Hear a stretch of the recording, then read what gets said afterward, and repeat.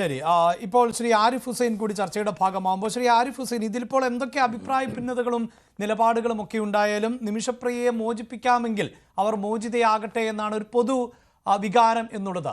അതിൻ്റെ ഭാഗമായി ചർച്ചകൾ നടക്കുന്നു. അവിടെയാണ് കേന്ദ്ര സർക്കാർ ഈ ബാഹ്യമായ ഇടപെടലുകൾ എത്രത്തോളം ഗുണം ചെയ്യുമെന്നതിൽ സംശയം പ്രകടിപ്പിക്കുന്നത്. ഇവിടെ ഈ ആക്ഷൻ കൗൺസിൽ ഒരു നിർദ്ദേശം വെക്കുന്നത് 6 അംഗ സമിതിയെ രൂപീകരിക്കണം, ആ സമിതി തുടർ ചർച്ചകൾ നടത്തട്ടെ എന്നുള്ളതാണ്. പലപ്പോഴും ഈ രാജ്യത്തിൻ്റെ പ്രത്യേകത കൊണ്ട് തന്നെ കൃത്യമായ ഒരു നയതന്ത്ര ചർച്ചകളൊന്നും സാധ്യമാകാത്ത ഇടമാണ്. അവിടെയാണ് ഒരു റിലീജിയസ് ഡിപ്ലോമസിക്ക് സാധ്യതയുണ്ടോ എന്ന സംശയമുണ്ടാകുന്നത്. അപ്പോഴും എല്ലാത്തിനും ഉപരിയായി മതം നിൽക്കുന്ന ഒരു രാജ്യത്ത്, പ്രത്യേകിച്ച് അങ്ങനെ ഒരു പ്രദേശത്ത് കൂടി ഈ പറയുന്ന തടവിൽ ഉള്ള മേഖലയൊക്കെ വളരെ കൃത്യമായി ഹൂതികളുടെ, അതായത് ഇറാൻ്റെ പിന്തുണയുള്ള ഹൂതികൾ ഭരിക്കുന്ന പ്രദേശമാണ്. സനയിലെ ജയിലിലാണ് ഇപ്പോൾ നിമിഷപ്രിയ ഉള്ളത്. അതുകൊണ്ട് നമ്മൾ പലര് ചേർന്നിട്ടുള്ള ദൗത്യമാകട്ടെ, അതിന് അന്തിമമായി എത്രത്തോളം നമുക്ക് പ്രതീക്ഷ പുലർത്തേണ്ടതായി വരും, എത്രത്തോളം ദുർഘടവും ശ്രമകരവുമാണ് ആ ദൗത്യം? വളരെയധികം ദുർഘടമായൊരു പാത തന്നെയാണ്, അതിൽ സംശയമൊന്നുമില്ല. കാരണം അത് തന്നെയാണ് നമ്മളെ ഇത് ചർച്ച ചെയ്യുന്നതിലേക്ക് ഇവിടെ വരെ എത്തിച്ചിട്ടുള്ളത്.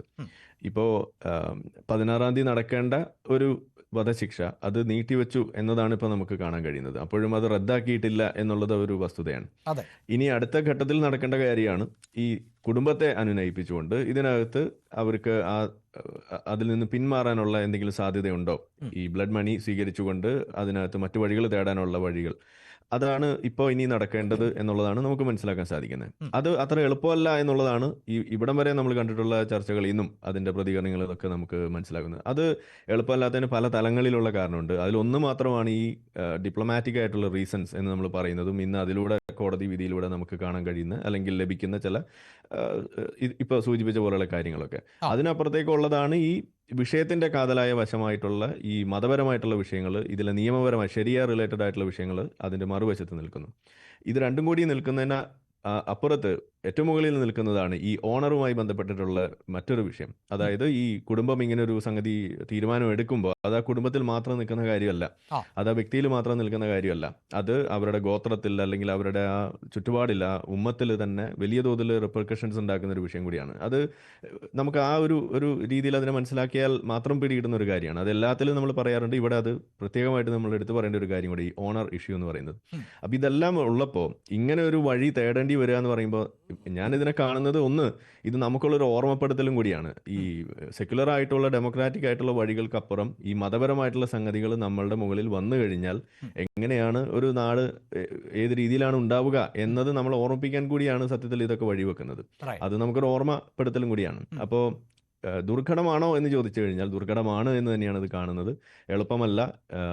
ഏതായാലും ഇവിടെ വളരെയധികം ശുഭ പ്രതീക്ഷയിലാണ് എല്ലാവരും ഉള്ളത്. ഞാനും അതൊക്കെ തന്നെയാണ് ഉള്ളത്. കാരണം അടിസ്ഥാനപരമായിട്ട് വധശിക്ഷ എന്ന് പറയുന്ന ഒരു സംഗതിയോട് എതിർപ്പുള്ള വ്യക്തിയാണ്. കാരണം നമുക്ക് ഒരു ആധുനിക സമൂഹത്തിൽ നമുക്കത് ചിന്തിക്കാൻ കഴിയുന്ന ഒരു കാര്യമല്ല. അത് പരമാവധി കുറയ്ക്കണം. പക്ഷെ നമ്മളത് പറയുമ്പോഴും ഇന്ത്യ പോലും പല കേസുകളിലും ഈ വധശിക്ഷകൾ പ്രിസ്ക്രൈബ് ചെയ്യുന്ന ഒരു രാജ്യം തന്നെയാണ്. അതും നമുക്കറിയാം. അപ്പോൾ വധശിക്ഷ കൊടുക്കുന്നത് കൊണ്ടും ഒരു രാജ്യം പിന്തിരിപ്പനാണ് എന്ന് പറയുമ്പോൾ ഇന്ത്യയും പിന്തിരിപ്പനാണെന്ന് നമ്മൾ പറയേണ്ടതായിട്ട് വരും.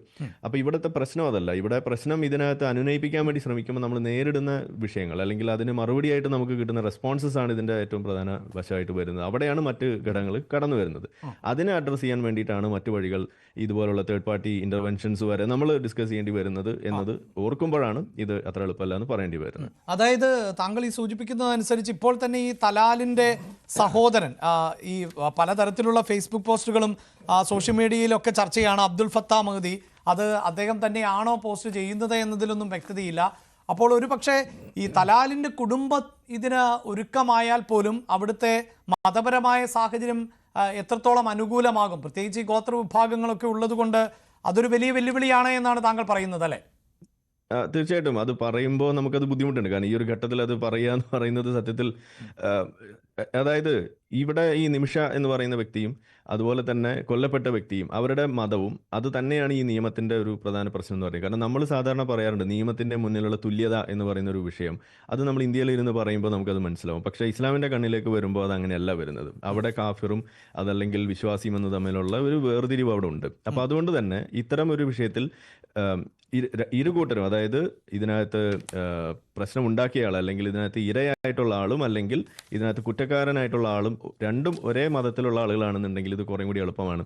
പക്ഷെ ഇവിടെ അങ്ങനെയല്ല സംഭവിക്കുന്നത്. ഇവിടെ രണ്ടുപേരും മുസ്ലിം ആയിരുന്നു എന്നുണ്ടെങ്കിൽ ഇതിൽ മാപ്പ് കൊടുക്കുക എന്ന് പറയുന്നത് കുറച്ചും കൂടി അക്സെപ്റ്റബിൾ ആയിട്ടുള്ള അപ്രീഷിയേറ്റ് ചെയ്യുന്ന ഒരു ഫാക്ടറാണ്. പക്ഷെ ഇവിടെ അങ്ങനെയല്ല വരുന്നത്. കാരണം ഇവിടെ ഇരയുടെ സ്ഥാനത്ത് ഒരു മുസ്ലിമും കുറ്റം ചെയ്ത വ്യക്തി ഒരു മുസ്ലിം അല്ലാത്ത വ്യക്തിയും ആകുമ്പോൾ അവിടെ ഈ ക്ഷമ അല്ലെങ്കിൽ ഈ പണം സ്വീകരിച്ചുകൊണ്ട് ഇതുപോലെ ദയ ഇതിൽ ചോദിച്ചു വാങ്ങുമ്പോൾ അത് അപ്രീഷിയേറ്റ് ചെയ്യുന്ന സംഗതിയായിട്ടല്ല വരിക. അതുകൊണ്ട് തന്നെയാണ് നമ്മൾ ചില കമന്റുകൾ ഇവിടെ കണ്ടത്, സഹോദരന്റെ ബ്ലഡ് ഇതുപോലെ വിറ്റ് കാശാക്കുകയാണോ എന്ന തരത്തിലുള്ള ചോദ്യങ്ങൾ പോലും വരുന്നത് ആ ഒരു കോണ്ടെക്സ്റ്റിലാണ്. അതാണ് നമ്മളിവിടെ പറയേണ്ടി വരുന്നത്. ഈ നിയമത്തിന്റെ പ്രശ്നം ഇങ്ങനെയുള്ളതുണ്ട്. പക്ഷെ നമ്മളിതിപ്പോൾ പച്ചയ്ക്ക് ഇവിടെ പറയുമ്പോൾ എനിക്ക് ബുദ്ധിമുട്ടുണ്ട്. കാരണം ഞാൻ പറഞ്ഞല്ലോ, നമ്മളിവിടെ ഒരു കൺസേർട്ടഡ് ആയിട്ട് ഇതിൽ നിലകൊണ്ട് ഇതിനകത്ത് ഒരു ഗുണമുള്ള നിലയിലേക്ക് ഇത് കൊണ്ടുവരാൻ വേണ്ടി ശ്രമിക്കുമ്പോൾ ഇതെല്ലാം ചർച്ചയാക്കേണ്ടി വന്നു എന്നുള്ളതാണ് നമ്മുടെ ഒരു ദുരവസ്ഥ. നമ്മളതിനെ നെഗറ്റീവായല്ല, സ്വാഭാവികമായും പ്രേക്ഷകർ മനസ്സിലാക്കേണ്ടതുണ്ട് എന്തൊക്കെ പ്രതിസന്ധികളെയാണ് ഇപ്പോൾ ഈ ആക്ഷൻ കൗൺസിലും നേരിടാൻ പോകുന്ന പ്രതിസന്ധികളാണ് നമ്മൾ പറയുന്നത്. അതിനെ മാറ്റി നിർത്തേണ്ടതില്ല. അതിലൊരു കാര്യമാണ് എനിക്ക് ആഡ് ചെയ്യാനുള്ളത്. അതായത് ഇതിങ്ങനെ പറയേണ്ടി വരുമ്പോൾ എന്തുകൊണ്ട് ഇത് ഇങ്ങനെ പറയുന്ന ഒരു ഘട്ടത്തിലേക്ക് എത്തി, അവിടെയാണ് ഈ കാന്തപുരത്തോട് നമുക്ക് വിയോജിക്കേണ്ടി വരുന്നത്. കാരണം ഈ ഒരു വിവരം ലഭിക്കുന്ന അവസ്ഥ മറ്റുള്ള ആളുകൾക്കുണ്ടായിട്ട് അവരിത് പരസ്യപ്പെടുത്തുകയോ ഇതിൻ്റെ ഒരു ക്രെഡിറ്റ് എടുക്കാൻ വേണ്ടിയിട്ട് ഒരു ശ്രമം നടത്തുകയോ ചെയ്യാത്തടുത്ത് സ്വന്തം ലെറ്റർ പാഡ് പോലും എടുത്ത് ഉപയോഗിച്ചുകൊണ്ട് അതിനകത്ത് ആ പേര് പരസ്യപ്പെടുത്തിക്കൊണ്ട് അങ്ങനെ ഒരു ശ്രമം നടത്തുമ്പോൾ സ്വാഭാവികമായിട്ടും അത് ഒരു വലിയ ചർച്ചയാവുകയും അവിടെയാണ് ഈ പറയുന്ന വഴിവിട്ട ചർച്ചകളിലേക്ക് ഇത് പോകുന്നത്. മീഡിയ ഇത് ഏറ്റെടുക്കുന്ന അങ്ങനെ ഒരു വിവരം പുറത്തേക്ക് വന്നാൽ അത് കൂടുതൽ ആളുകൾക്ക് ഒരു ആശ്വാസകരമാകട്ടെ എന്ന നിലയിലും ആകാമല്ലോ.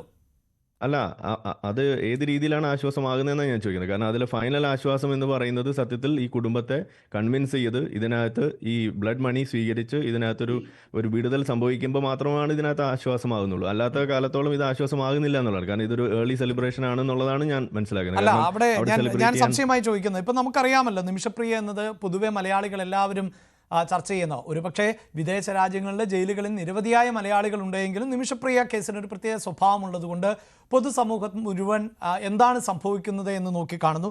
അതിനിടയിലാണ് വധശിക്ഷ 16-ാം തീയതി നടപ്പിലാക്കാൻ തീരുമാനിക്കുന്നത്. അപ്പോൾ ആ നിമിഷം അതിൽ നിന്നൊരു ആശ്വാസം ലഭിച്ചു അല്ലെങ്കിൽ അത് മാറ്റിവെച്ചു എന്ന വിവരം പുറത്തേക്ക് വന്നതിന് നമുക്ക് അങ്ങനെ ഒരു ക്രെഡിറ്റ് എടുക്കലായി കണക്കാക്കേണ്ടതുണ്ടോ എന്നുള്ളതാണ്. ഇല്ല, അങ്ങനെ മാത്രമായിരുന്നു ആ വിവരം വന്നത് എന്നുണ്ടെങ്കിൽ അതിനകത്ത് ക്രെഡിറ്റ് എടുക്കലായിട്ട് നമ്മൾ അതിനെ വ്യാഖ്യാനിക്കില്ലായിരുന്നു. പക്ഷെ അങ്ങനെയല്ല ഇത് പുറത്തേക്ക് വന്നത്.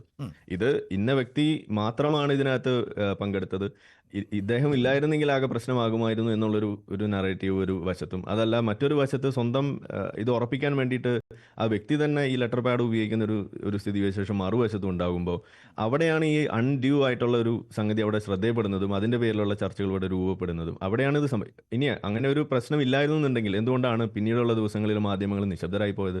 അവർ തന്നെ സ്വയം അതിനെ തിരുത്തുന്ന ഒരു അവസ്ഥയിലേക്ക് പോയത് എന്തുകൊണ്ടാണ്? അപ്പോൾ അവർക്ക് തന്നെ അറിയാം ഇതിലെന്തോ കുഴപ്പം പറ്റിപ്പോയി, ഒരു അപക്വമായ രീതിയിൽ അതിനകത്ത് കൈകാര്യം ചെയ്യുന്ന ഒരു അവസ്ഥ ഉണ്ടായിപ്പോയി എന്നുള്ളത് മാധ്യമങ്ങൾക്ക് പോലും തിരിച്ചറിഞ്ഞുകൊണ്ടാണ് പല മാധ്യമങ്ങളും പിന്നീടുള്ള ദിവസങ്ങളിൽ അതൊന്ന് ടോൺ ഡൗൺ ചെയ്തത്. അത് അത്രയും ഞാനും പറഞ്ഞിട്ടുള്ളൂ. അത് കുറച്ച് കൂടിപ്പോയി എന്നുള്ളത് തന്നെയാണ്.